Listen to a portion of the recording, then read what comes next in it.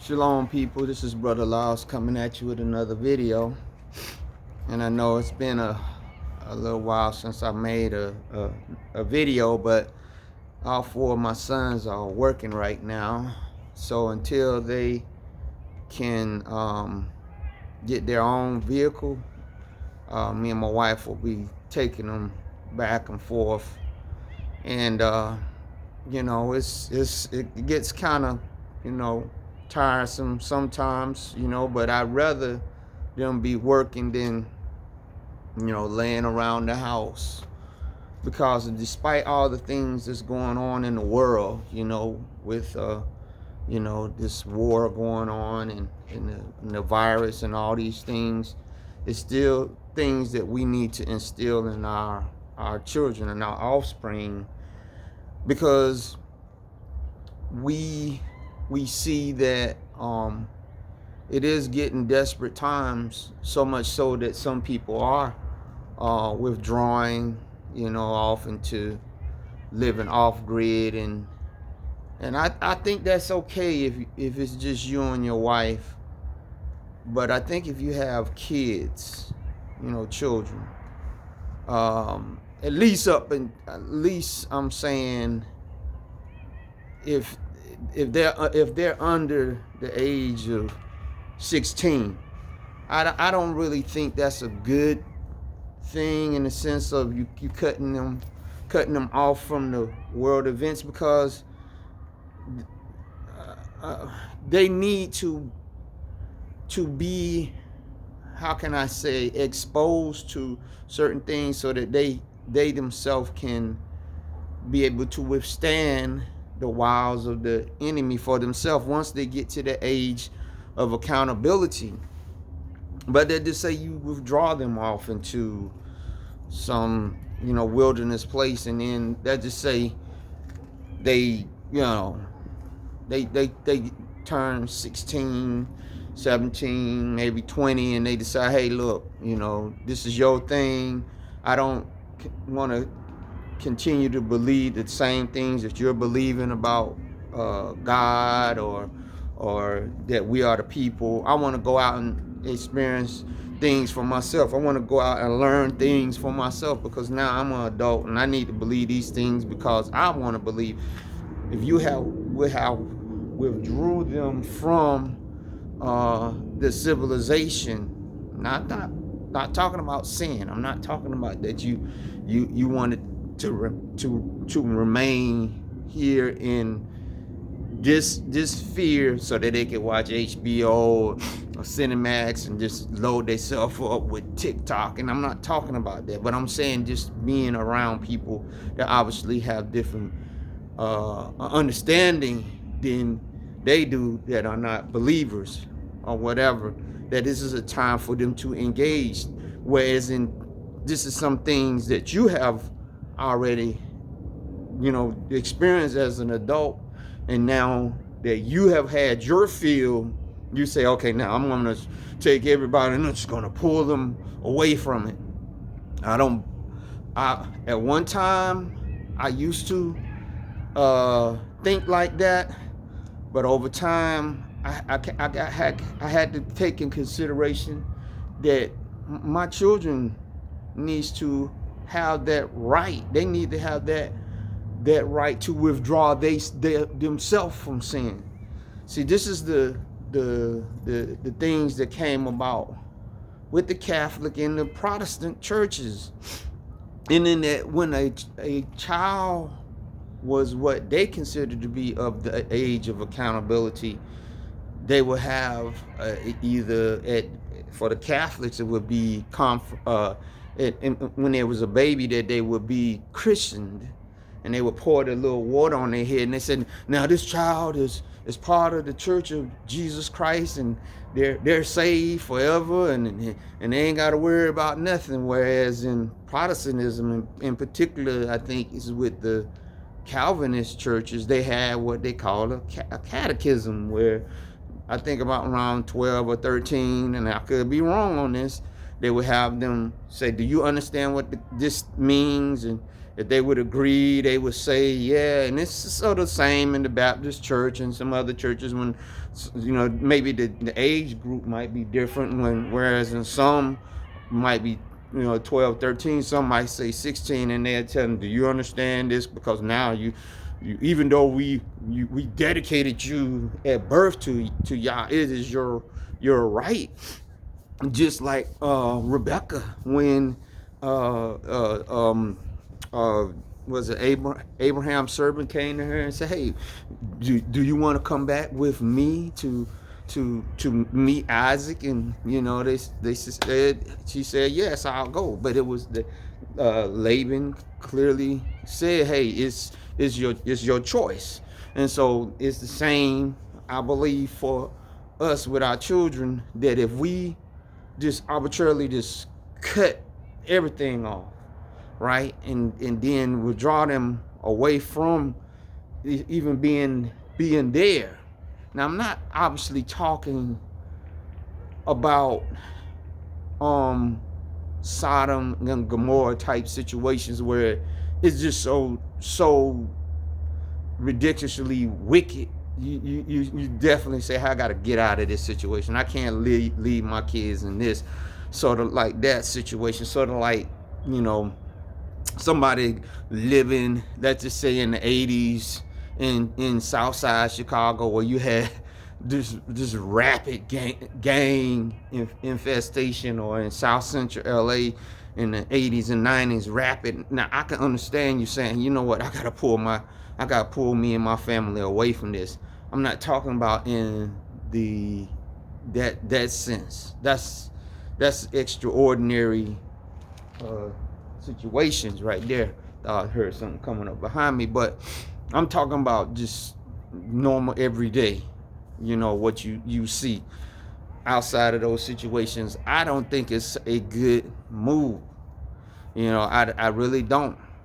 I think about Yeshua and growing up, that when Joseph and Mary came back from Egypt after running from Herod, did they take Yeshua into the most prestigious neighborhoods in Israel? No, they went to Nazareth, Galilee of the nations, where you had all these different people living.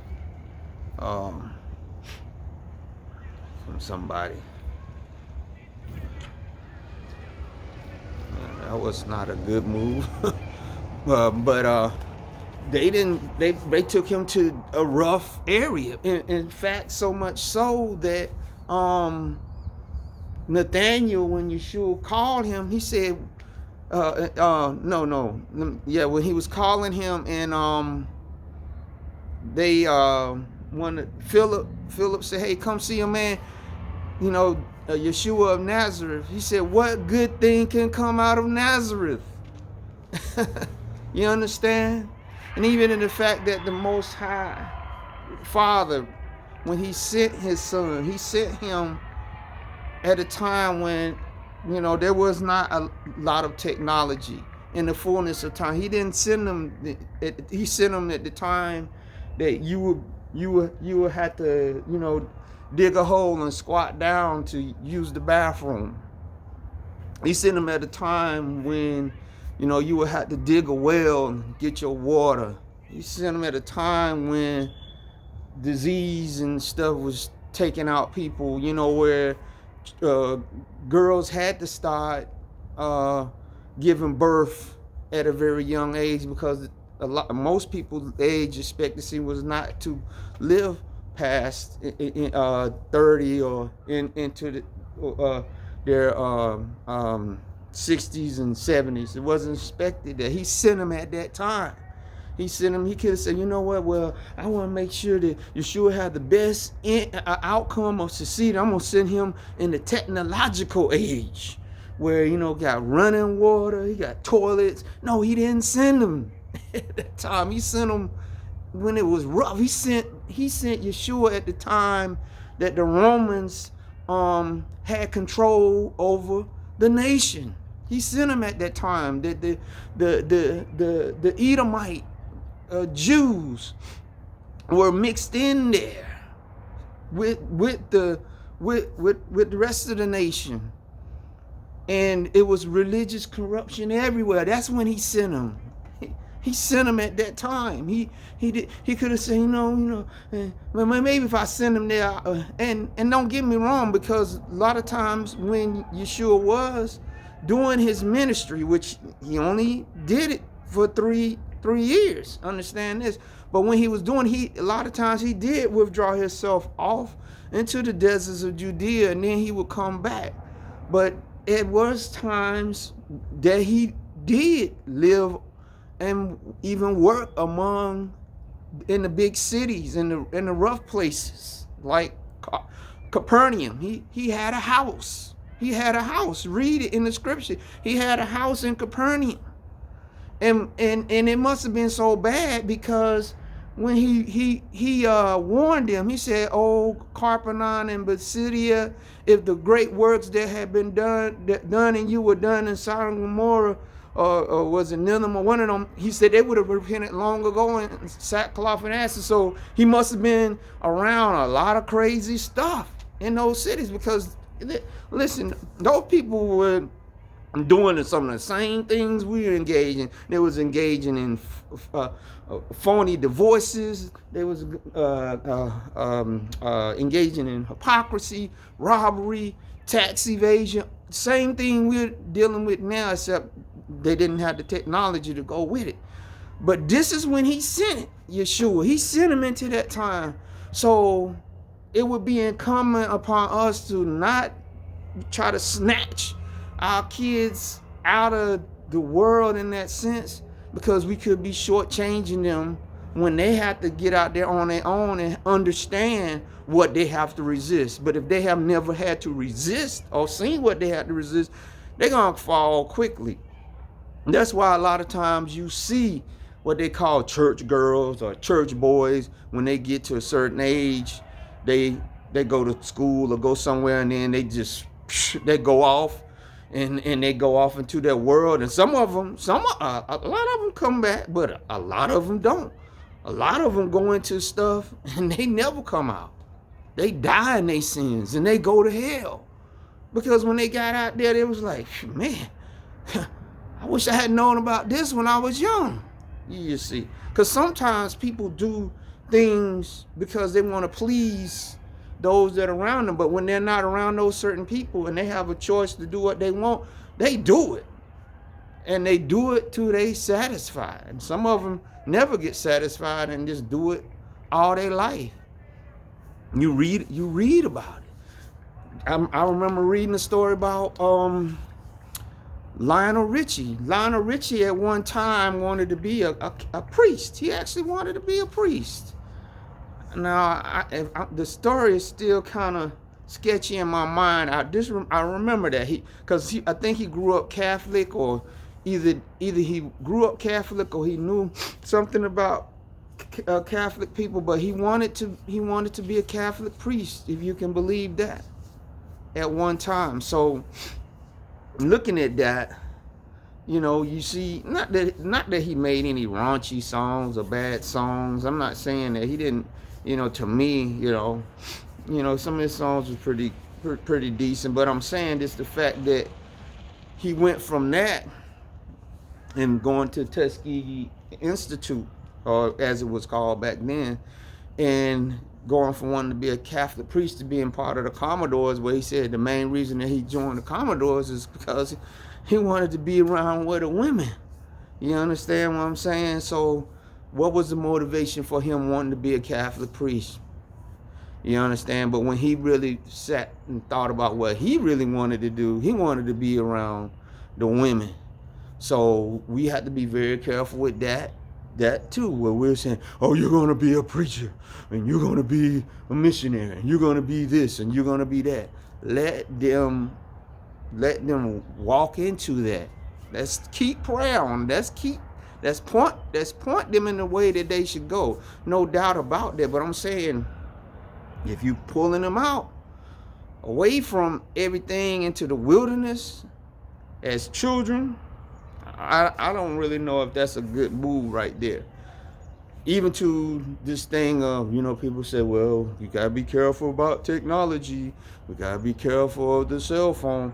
Well, I can remember when I was a child, it was the telephone. Hey, you gotta be careful of the telephone. You gotta be careful of your kid being on the telephone all the time. You gotta be careful of your kids watching TV all the time. TV poison the mind. But today, if a child told their mom, hey, I want to get on the regular phone, not the cell phone, but I'm talking about, you hardly see them no more anyway, right?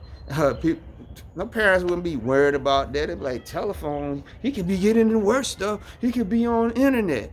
But if Yah delays his coming yet again, and we go on for another 15 years, the cell phone is going to, again, people going to probably long for the days of the cell phone when they get through with the stuff they're doing with this metaverse, where you can go into an alternate world and all this stuff, not have to leave your house, actually the matrix will become not fantasy but reality.